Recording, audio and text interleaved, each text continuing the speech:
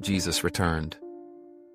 When the Savior wept, it began in a silence so profound, it felt as if the world itself was holding its breath.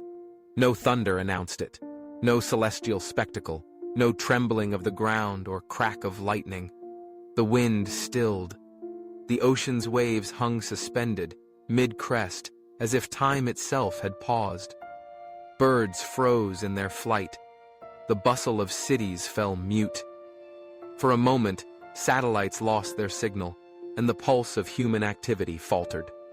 Then, in every corner of the world, above the old stones of Jerusalem, the crowded streets of New York, the towers of Seoul, the markets of Khartoum, the hills of Sao Paulo, the rivers of London and Jakarta, he appeared. He was not clothed in splendor, nor haloed in gold and fire. His robe was simple, his feet sandaled and dusty. His countenance bore the sorrow of an entire world, eyes reflecting the silent cries of children, the grief of mothers, the loneliness of the forgotten. He hovered, silent, yet present, and every heart, everywhere, felt the ache of his mourning, as if a memory long buried had stirred within the marrow of humanity. From his eyes, tears fell, not as water, but as threads of light, ethereal and gentle. They drifted down from the heights, weaving through clouds and city lights, settling upon rivers and deserts, refugee camps and palaces, skyscrapers and slums. These tears brought no destruction.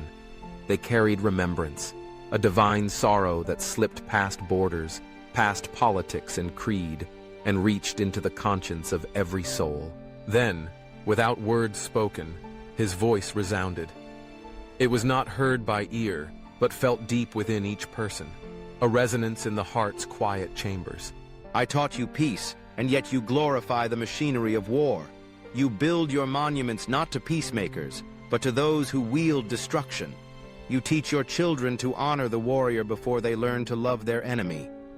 You name as heroes those who take life, and hush those who dare speak of reconciliation.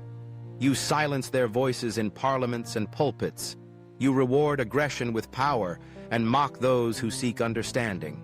His lament deepened, the sorrow in his voice wrapping the world in a gentle, relentless embrace. I walked among the poor, I shared their bread, but you cross the street to avoid their gaze. You raise walls to keep them out and craft systems to keep them down. You dine in towers of glass while millions sleep in cardboard on the ground below. You invoke my name to bless your prosperity, forgetting that I called blessed the least of these. I healed the sick, freely and without price. But you have built gates around medicine, turned healing into business.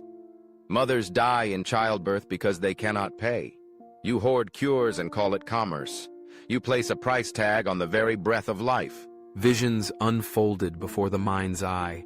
A hospital in Ukraine, shattered by bombs, where nurses cradle the dying amid ruin. Forests burning, animals fleeing the flames. A father in Somalia digging into dry, cracked earth for water. Children in Yemen, bellies swollen by hunger, unseen by the world.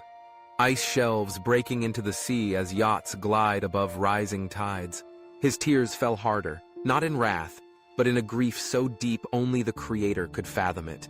The grief of love turned to conquest, of mercy ignored, compassion forgotten. Yet, even in sorrow, he opened his arms, not in condemnation, but in invitation. I have not come to punish, but to awaken. You have not forgotten me, but you have forgotten what I taught. I gave you the way. You chose the sword. And for a moment, the world was still.